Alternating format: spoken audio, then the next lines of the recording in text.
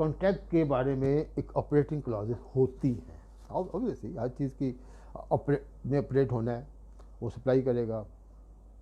Bill godown में जाएगा, godown से वहाँ से फलानी डॉक्यूमेंट इशू होगा,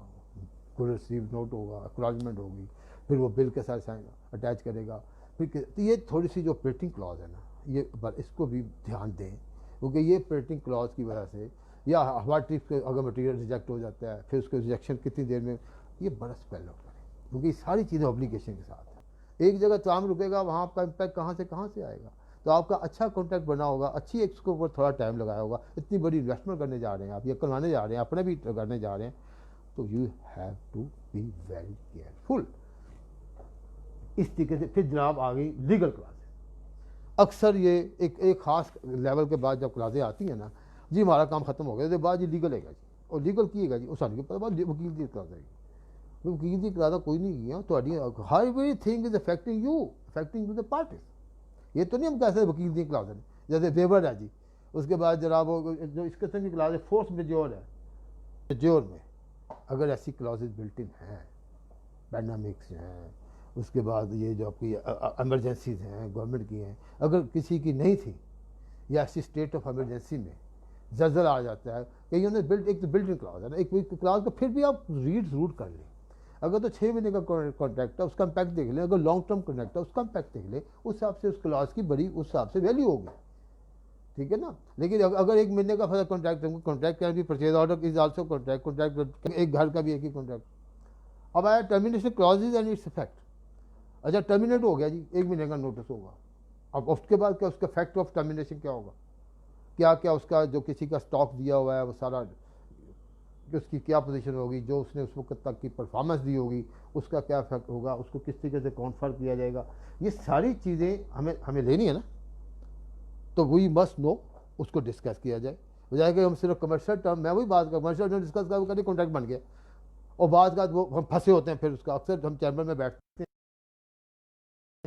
कहीं भी अपने चैम्बर में भी या अपने लाहौर चैम्बर में भी मीडिएशन करवाते हैं, या अपने चैम्बर में मीडिएशन होती है, या पार्टी की लीगल केसेस कर, उसमें यही होता है, ज़्यादातर यही होता है जी, ट्रस्ट की बेस पे चल रहा होता है, उन्हें किया बात, उन्होंने कहा ठीक है साइन तो तुम देख लेता, उन्हें तुम देख लेता, सबने देखा साइन कर दो, उसके बाद कोई जिस इसमें कोई 4 पार्टी में से किसी एक की इंटेंशन खराबी हो सकती है, तो हम क्यों किसी को मौका दें। फिर कहा जी ऐसी किता की अभी इतने बड़ा पेरोल होता है, इतने बड़े आपका लोग बैठे हुए हैं, अगर आपके पास वो इंफ्रास्ट्रक्चर नहीं है, लॉयर्स को बताइए, फिर उनके साथ बैठ कर डिस्कस भी कर लें। इंस्टेड ऑफ आपने लिफाफा भेजा तो अगले दिन वहाँ से लिफाफा आ गया जी, उसके लीगल ओपिनियन आ गई, तो बेहतर है कि भाई उनके साथ डिस्कस भी करें, सर फलानी क्लास का क्या करना है, फलानी का, ताकि अच्छा होता है दोनों एक पेज पे आए। And obviously liquidated damages, we must be very clearly saying liquidated damages क्या होंगे, कब एप्लीकेबल होंगे, उसकी लिमिट क्या होगी। एक जगह कॉन्ट्रैक्ट में लिखा होता है लिक्विडेटेड डैमेजेस जो है वो आपके फॉर एग्जांपल 1 लाख पे पर डे होंगे, और वो पता लगा जी जब वो ऑपरेट हुआ कुछ देर बाद फ्रस्ट्रेट हो गया, दरमियान में सस्पेंड हो गया कॉन्ट्रैक्ट, वो जब उन्होंने 4 साल बाद जब आपस में सुलह सफाई होने को जो it was non operating class, मतलब वो ऑपरेट ही नहीं हो सकता था, उसने उसका ड्यूज नहीं थे, तो डैमेज शेप में करेंगे ताकि उसके ड्यूज हों, वरना तो ऑब्वियसली अगर आपने लिक्विडेटेड डैमेजेस, अगर आपने 4 साल तो कॉन्ट्रैक्ट नहीं कर सकते, तो आपको उसके बाद टर्मिनेशन इन्वोक करनी पड़ेगी आपको, उसका आपका ऑब्वियसली कॉन्ट्रैक्ट तो फ्रस्ट्रेट हो गया ना। तो we have to see all this thing कि आपके लिक्विडेटेड डैमेजेस किस हद तक प्रैक्टिकली पॉसिबल है। फोर्स मेजोर आ गया dispute resolution, this is very important clause, this मैं हमेशा ही कहता हूँ कि इस पर टाइम जरूर लगाएं। जैसे मैंने कहा था place of signing the contract, date of signing of the contract, ऐसे ये जो कॉन्ट्रैक्ट है ये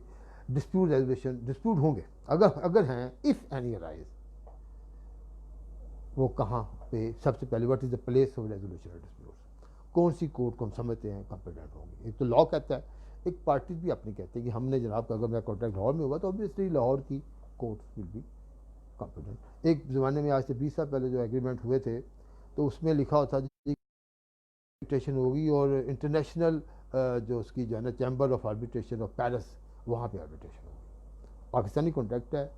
वर्ल्ड बैंक का फाइनेंस था, तो वो अक्सर वो होती थी, लोग आर्बिट्रेशन में गए हैं वहाँ पे, लेकिन कई ऐसी कंपनियाँ होती थी वो अपना देख लेते थे कि यार दूर जाना कर समझना, वहाँ पे लीगल लिटिगेशन के एक्सपेंसेस थे। तो उसमें बेहतर है कि यू मस्ट नो इट कि वेयर वी आर, वहाँ हमारी जो रेजोल्यूशन मोड है अगर होता है तो किस कोर्ट में हमने जाना है, लाहौर की कोर्ट्स हैं, कराची की कोर्ट्स हैं, जो भी हमारे वो डिफाइन हो, तो अपने जहाँ प्लेस है ना वहाँ उसके साथ ही आपको डिफाइन करनी पड़ेगी। एक क्या आपने फॉर्मल लिटिगेशन में जाना है? आजकल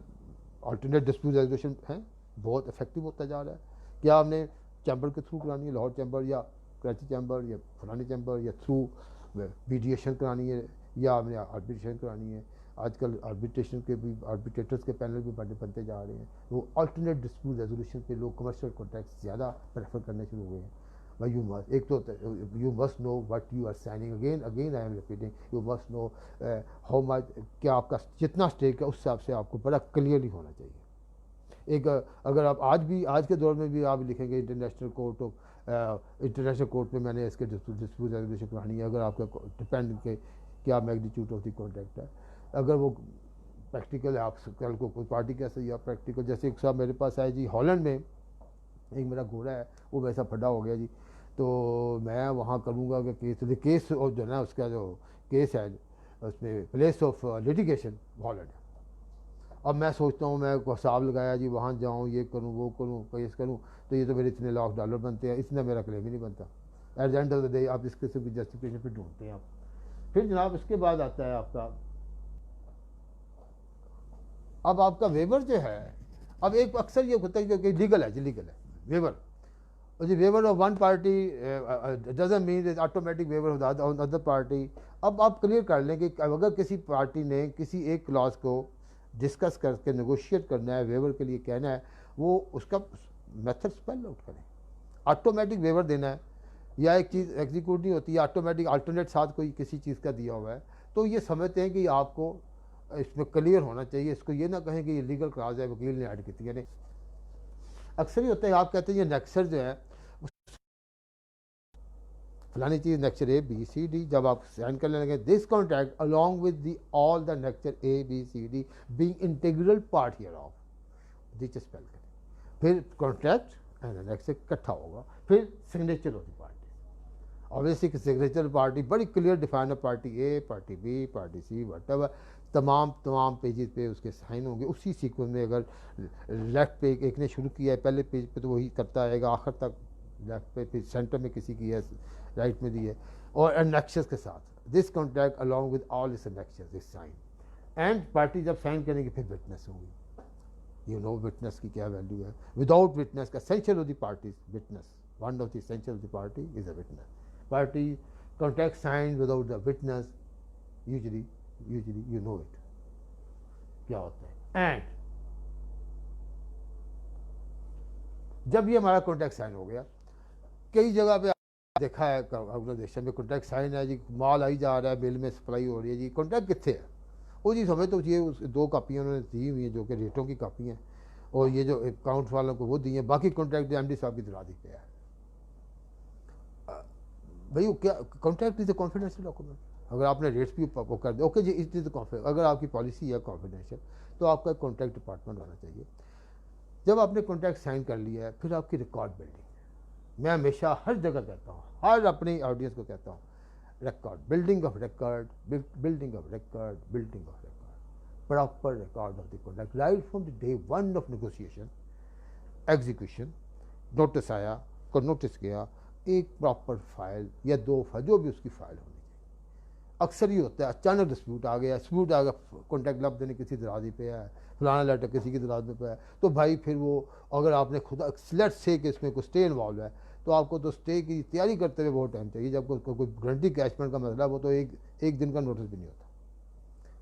तो आपको या आपकी कोई फाइल प्रॉपर है, आप हर नोटिस का हर चीज़ का जवाब प्रॉपर तैयार करेंगे, तो हो सकता है दूसरी पार्टी को पता होता है कि they are very much clear and mature people, नहीं भी इनके साथ हम फटा नहीं कर सकते। तो अवॉइड करता है आपकी अपना record building, lot of litigation को, और उसी हिसाब से आप अगले की कॉरस्पॉन्डेंस का या अगले के साथ आप अपना मैच डाला होता है आपने। अगर आपने सिर्फ सुत्ता कॉन्ट्रैक्ट कितने पे है तो तुम कितने पे हो, तो बाकी एग्जीक्यूशन कहीं हो रही है, एग्जीक्यूशन करने वाला हो रहा है, उसे पता नहीं कॉन्ट्रैक्ट क्या है, तो फिर फ्रस्ट्रेशन तो होगी।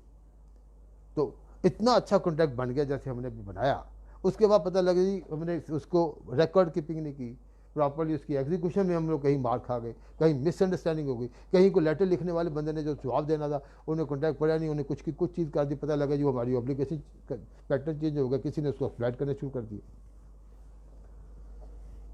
इस तरीके से हम अपने डिस्प्यूट्स अवॉइड कर सकते हैं। फिर डिस्प्यूट रेजोल्यूशन अगला पार्ट जेंटलमैन, चला वो अगले एक दो इसका स्केड्यूल पूरा अनाउंस होगा। ये एक एक्चुअली सीरीज ऑफ लेक्चर है जी, ठीक है। Thank you very much for being with us, thank you very much.